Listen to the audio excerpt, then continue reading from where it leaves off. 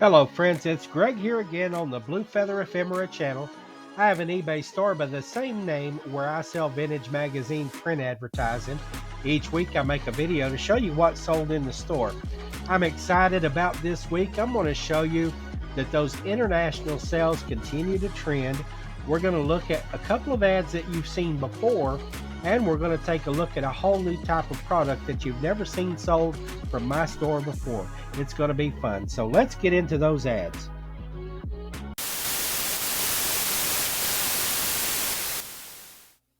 We're going to jump in head first with this nice advertisement from 1977. It ran in Classic Magazine, and the advertiser is the Lincoln Automobile Company, a subsidiary of Ford. The 1978 model year Lincoln Continental Mark V, it's their Diamond Jubilee, their 75th anniversary. And so in the detail of this ad, there's a few things I want to show you. First of all, this product is all about luxury. So you've got the model here who's wearing diamonds in honor of that Diamond Jubilee. You've got the elegant car and the very nice posh location that they've chose for this photograph. Now, I had a buyer contact me, not a buyer. I had a viewer contact me directly uh, just a couple of days ago with questions about two-page advertisements and my treatment of them. And the first was whether or not it might be deceptive to show a two-page advertisement staged together just like I do here. I don't have any qualms about staging two-page ads together because the buyer has the option of displaying them together like that or not. But I also make sure in the item description that I mention that the advertisement is composed of two pages. Like I say right here, two full pages separated, great for framing. They can be put together in one frame or they can be framed separately and hung near each other. But I want to go back to the ad because there's just a couple other things that I want to mention. I also photograph specifically left page and right page of those advertisements. And then I also pan out and show the overall total dimensions of the two pages together. When I ship these, I will put this left page in one sleeve with a backing board, and then I'll put the right page in a separate sleeve with a backing board so that immediately when the buyer receives them, they can take them out of that stay flat mailer. They can prop them up on a shelf or set them on a table and lean them back on something and have immediate gratification to by way of being able to display them as soon as they receive them. So that's a couple of things about two-page ads that I wanted to communicate to you. $21.77 is the price this fetched, and it's on its way to Sweden through the eBay Global Shipping Program. Next up, we have a real nice little advertisement for the Motorola company. They're advertising their FM AM tabletop radio. Now, is anybody else on board with me in thinking that as adult human beings, we have always said AM, FM radio? Am I just wrong about that? Because I'm having a hard time making myself say FM, AM radio. But that's the way it's spelled out in the text of the ad. That's the way I put it in the listing. But it just sounds wrong to me. Somebody get my back on that so I know I'm not crazy. But anyway, in the detail here, it says you can enjoy concert hall reproduction sound. You'll feel front row center with your new Motorola FM AM table radio. It says it has radar type FM tuner, and it's talking about this sweep of the dial here. And remember, FM radio and radar were both new technologies that came out of World War II. And then this 1950 advertisement here that ran in House Beautiful, they're trying to seem cutting edge, and it really is back in that day. So right here is a glimpse at the size of the ad. It's roughly 5 inches by just a little bit over 6. I sold this for $8.77, and it went to it went to Florida. There's one more thing I wanted to mention, though. The cabinet, you could get that in forest green or in mahogany, both made out of Bakelite. And there's Bakelite collectors of everything from kitchen utensils and Bakelite handle flatware to Bakelite drawer pulls and all of these other cabinets and types of things. So this ad would appeal to both radio collectors and Bakelite collectors. $8.77 going to Florida. During the intro, I mentioned that you'd be seeing a couple of ads that you might have seen before. This is one of those. This is the advertisement that I featured in my most recent bonus topic video that dropped almost 2 weeks ago, where I talked about the hugely successful Maidenform advertising campaign that ran from the late 50s up through about 1970. And I show other examples of that campaign along with this one. And I'm going to link that at the top of the screen. I did a lot of detail there, so I'm not going to go into it again here. This ran in 17 Magazine, 1963, $18.77, sent it to Maryland. Okay, you may be asking yourself, what in the world is this doing in the middle of one of my videos? And I'm about to tell you, I'm excited to talk about the next advertisement because this product right here is mentioned in the advertisement not as the advertised product, but as a premium. And I'll get to that in just a moment, but let's talk about this and why I'm excited. I've mentioned before, I got my start on eBay as a seller of mid-century glass and pottery. This is from the Gladding McBean Franciscan Pottery Company in California, and that company just got started in 1934, and one of their first products was this creamer right here. They were sold in a cream and sugar set that I'm going to show you right here. This is offered as a premium for buyers of Sperry Wheat Hearts. And Sperry Flour Company, based in San Francisco, was the Western division of General Mills. This ran in 1938 in the magazine called Sunset. And Sunset Magazine was a regional publication about West Coast living.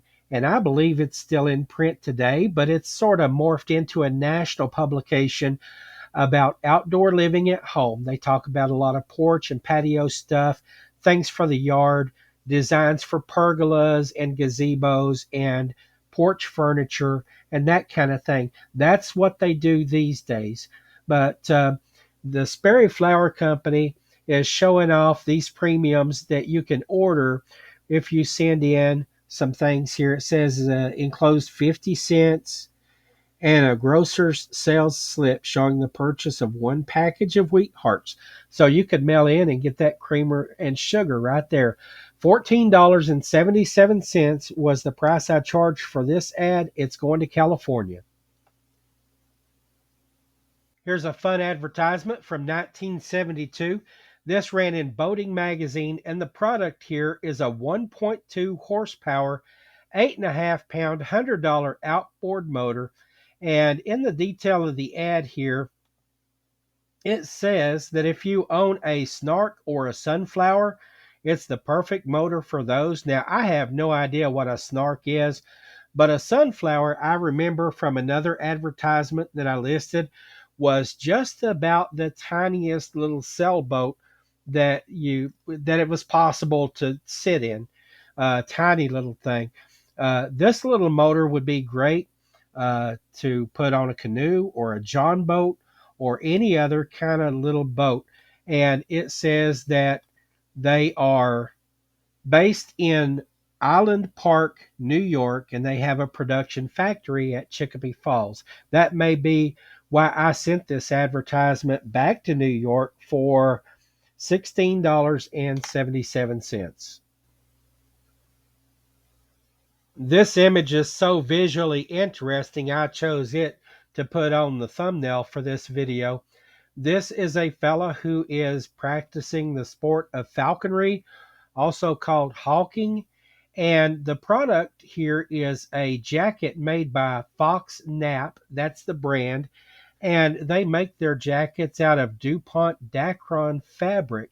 Now, I would assume that what you see in the background of this picture, it kind of looks like it may be a castle wall or something like that. This fella here, he's got his hawk on his hand, and these straps that go to the hawk's legs are called jesses. I know that from some recent reading that I've done, but just a little bit of controversy here in my mind because growing up in Kentucky, I've always heard horse racing referred to as the sport of kings. But when I saw this ad, I was thinking hawking. Now that's the sport of somebody. I wonder, maybe they call it the sport of royalty or something like that, just using a different word.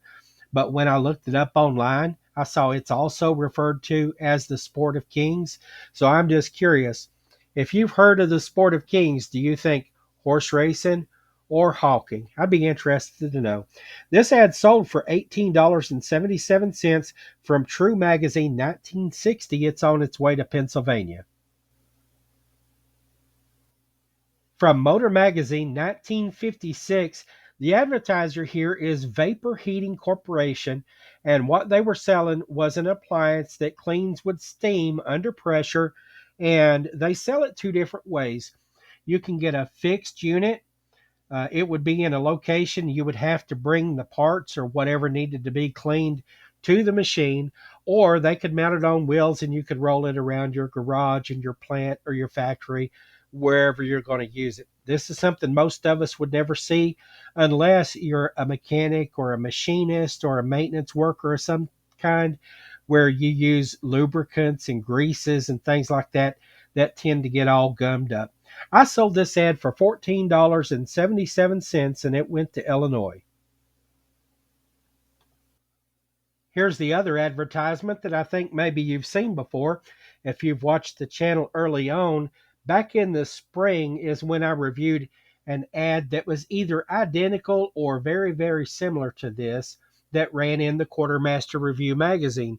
This one is from that magazine in 1943. The product is the Hawley Tropper hat, and it was made in St. Charles, Illinois. Now, um, Tropper, I believe, refers to a tropical climate headgear. And although I've never seen images of U.S. military people wearing a hat like this, there may have been places in tropical climates where it was authorized, like in Egypt or out in the Pacific Theater. This puts me in mind of what the British call a pith helmet, and so I use that in the title of the listing as well. This ad is a small one. It measures roughly 4.5 inches. No, I'm sorry, slightly over 4 inches to about 5.5. And I sold this for $8.77. It's going to California. Here is the product that you've never seen me sell before, and it's a map that came from the inside of a National Geographic magazine. This is called a map of the tourist islands of the West Indies. This comes from 1981, and I'll just show you. This was not easy to list. This is the front of the folded map right here, and the next image shows the size of the map folds. But then when you start folding it out, I didn't really want to stress these folds, and so I didn't try to flatten the map, and of course that made it very difficult to photograph. But I tried to get a pretty good representation of what is on the front side of the map and also what's on the back side of the map. As you can see right down here, it's got some detail about the different islands and cities and locations that are on the map. Terrible photography job in my opinion, but it's one of those things that I have it. It's ephemera. It's from a magazine. I'm going to list it and see how it goes. I've got about 3 more of these up in my store. Now, this comes from a lot of National Geographic magazines that I got at an auction that were basically given to me. I paid $5, and that paid for the tote that they were in, which took uh, it was all I could do for me and another strapping feller to carry. But somewhere between 100 and 150 National Geographic magazines are very, very heavy. I don't know how many maps are in all of those magazines, but I suspect, considering that I've only been through 6 or 8 of them and found 3 or 4 maps, there may be maps in a lot of them, considering they came from the same source. I'll sell them all if I can. This one sold for $12.77 and it went to Florida. Oh, and by the way, since I didn't have room in the listing title, I did want to communicate to the potential customer what the size of the map was. So I did that down here in the item description from the seller. I put the title of the listing again, and also I added that it's 22 inches by 34 inches, that it had never been displayed, and that the map showed great detail of the area. This is an advertisement that supports my recent statement where I said I sell a lot of watch ads, and I still do. So this is for the Bulova Accutron watch, and this ran in Fortune magazine 1967. Now, this is being marketed to the people who do employee recognitions and service awards and things like that, because this watch is engraved on the back for 20 years of faithful service. And at the top, it says, how to make somebody feel like a nobody. That's to give them an ordinary watch. But when you give them a bull of an Accutron watch, they know they're special. So this ran for $14.77, and I sold it to Michigan. This is a fun little advertisement right here from 1952, the American Girl magazine. It's the Girl Scouts flashlight, and it's an official flashlight from the National Equipment Service. Looking at some detail in the ad here, first of all, I'll show you the size. It's a small one, uh, right at 3 inches by almost 6. And in the detail here, I'm going to zoom in on the light itself. It has an on-off switch, and this button right here, you can use that button to make it like a signal light for Morse code, or you can just flash it, to get attention. But one thing I noticed about it right here, that's the Girl Scout logo right there. Now, I never was a Girl Scout, but I was a Boy Scout. And I believe if you change that logo right there to the Boy Scout logo, that would look an awful lot like an official Boy Scout flashlight. $6.77 sent this ad to New York. Now, here are the last 2 sales of the week, both of them going to the same customer, both of them going through the eBay global shipping program to Italy. And the first one is Karo syrup for babies' health. Dextrose, sugar, food, energy, and purity are the words that I used in the title of the listing. This comes from 1942, and it ran in Woman's Home Companion magazine. Looking at the detail of the ad, down at the bottom here, well, besides the cute baby, you can't get cuter than that. But down here in the bottom, it says the Army wants more Cairo, the Navy wants more Cairo, America's housewives want more Cairo. And it says that the bottleneck that they can never break is the one of quality, because any drop of Cairo syrup that they make may find its way into a baby's bottle, and so every drop has to be pure. They can't increase production without sacrificing quality. That's something they won't do. $18.77 for this ad right here. Now, the second advertisement to that same buyer in Italy, also a cute baby ad. Now, what it also is, it's also an advertisement from the same company. And I didn't mention that on the Cairo syrup ad, but the parent company of that is this company down here, Corn Products Refining Company. And in this ad, they don't mention Cairo specifically. They're talking about all of the other corn sugar products that they make. and it goes into some detail here. It says soft drink bottlers, bakers, confectioners, ice creams, meat packers, so on and so forth. Dextrose is a type of sugar that they all rely on. This ran in Fortune magazine here in 1940. This is a 2-page ad, center folded, and I sold it for $28.77 going to Italy. So here we are with the weekly recap screen, and as you can see there, I sold 13 ads for a total of $205 and a penny. That penny's real important. Don't forget that penny. So this is the 46th week of 2024, covers the dates of November the 6th to November the 12th. Down below the headline there, you see the breakdown of the performance of decades, and no decade really ran away with it this week. The ads were pretty evenly distributed as far as sales go, but in the average sales price, the 1970s kind of percolated to the top this week. So there you have it. I hope you enjoyed looking at these, and I hope you will comment and let me know whether you've bought an FM AM radio or an AM FM radio. I'm real curious about that. I hope you join me again next week when we look at more great ads. Come back and see me.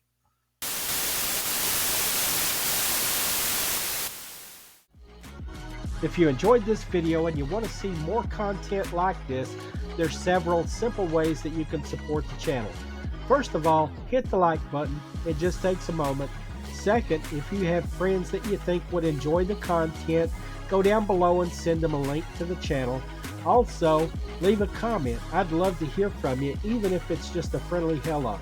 Subscribe to the channel if you're not subscribed already, and turn on notifications. It's that simple. Thanks again for watching.